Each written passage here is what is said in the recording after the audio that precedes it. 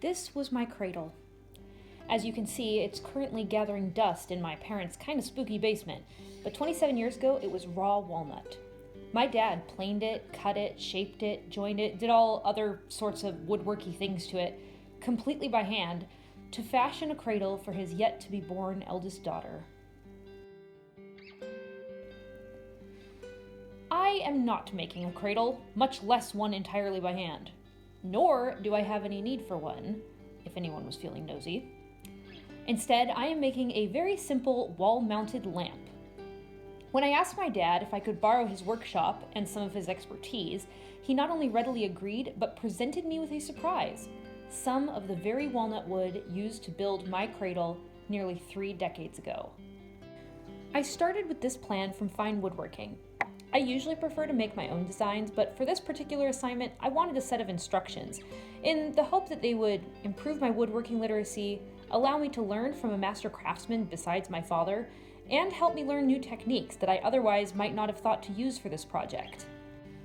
Despite my intention to actually follow the directions for once, I was soon stymied by the lack of 2 tools, a bandsaw and a lathe, so I made it my new objective to use hand tools in their place.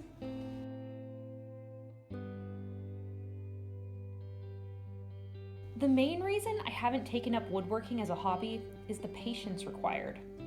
Actually, that's probably the reason I don't have many real hobbies at all. But woodworking in particular takes time, care, attention to detail. See, if you sand against the grain with 50 grit sandpaper, make a couple cursory swipes with 120 grit, and then try to stain your whitewood, that sloppiness will show. Taking the time to sand with 50 grit, then 80, then 100, 120, 220, until completely smooth, then applying multiple light coats of stain, or investing in beautiful high-quality wood to begin with, that is the mark of a craftsman, or woman.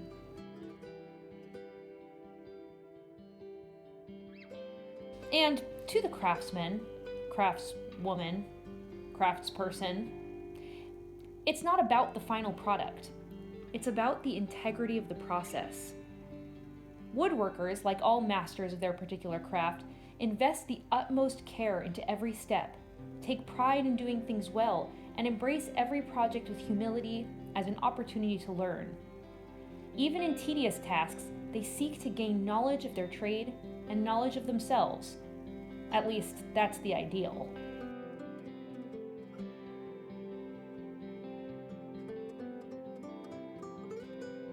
It's not a good one. I was doing so well earlier, and now it just... Using hand tools forced me to slow down, and to be accountable for my work. I couldn't blame wonky cuts on the saw, it was my own lack of skill. I couldn't give up when my wrists got tired from hand sanding a rectangular block into a cylinder, so I took a break and returned to the task, because if I didn't, it would be my own fault that you could still see the sanding marks.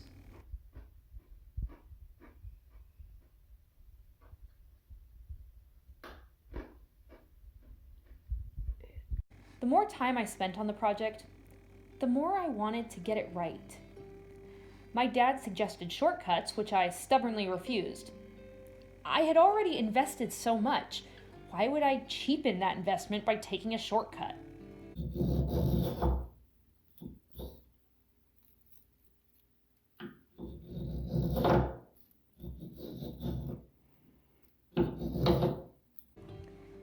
As I worked, I alternated between moments of meditative focus and conscious attempts to observe myself with my third eye and reflect upon the questions put to us. I'm certain I would feel comfortable completing this project as a student because, well, I am a student. I was keenly aware of my inexpertise throughout this process. My dad has a tendency to take over projects he's supposed to be only helping with. It's not intentional. He just gets so caught up in whatever venture is being undertaken that he seems to forget he's supposed to be helping, not doing. I intended at the outset to set firm boundaries this time. I would go to him for guidance, but it was my project and I wanted the workshop to myself and I wanted to make decisions on my own. That's not how things turned out, and I'm glad. My father was able to tell me what it meant to chamfer, hold pieces steady while I operated the drill press, problem solve alongside me, correct my technique with the hand plane, and recommend a finish of polyurethane. But he also gave me space to do things my own way.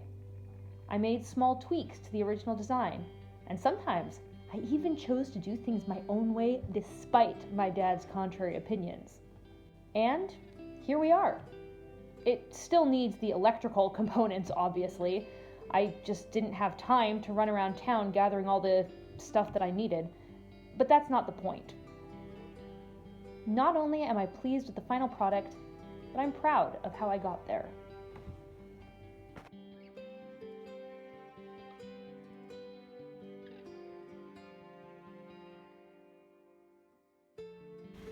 I landed on this project while brainstorming ideas partly because I saw it as a sort of cultural experience, for two main reasons. One, different cultures value different skills, practice different trades, and create different forms of art. I propose the definition of a craftsperson as someone who inhabits the juncture of these three cultural expressions. It therefore follows that by studying a particular craft, one could learn about that culture in profound and personal ways. Woodworking, textile weaving, jewelry making, bookbinding, blacksmithing, pottery, pick any one.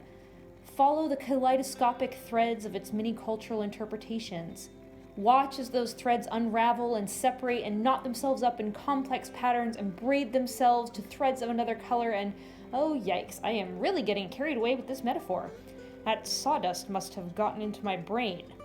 The second reason I decided upon this project was to consciously engage in the passing of cultural knowledge from one generation to the next. Conveying information through writing is a relatively recent phenomenon, and not nearly as ubiquitous as one might think. Even in a culture dominated by the written word, many of us still learn to dance or cook or cut hair or pick blueberries or juggle or pack for a camping trip, not from books, but from mentors. My father's love of woodworking is one of many pieces of him that I want to know and hold on to and possibly carry into the next generation. Even if I never learn the necessary skills to become a real woodworker, perhaps I can at least learn more about my dad. After all, isn't that how cultural knowledge functions? One generation passes it on to the next, and the next, and the next. Every person has a responsibility to the ones who came before and the ones who will come after. I suppose that's the first step toward more culturally responsive education. Honoring the particular lessons our students have been taught by their elders, and encouraging them in turn to pass it on. The second step is to recognize and genuinely value knowledge in all its forms. This includes trade skills, craftsmanship, and traditional activities. Finally, we must also recognize and value different types of learning. Some may be accustomed to learning by observation and others to learning by doing. Some may be more comfortable with introspection and others may be more comfortable with compromise. There is learning information and skills, and then there's learning about oneself and one's place in the world. Both dimensions are essential.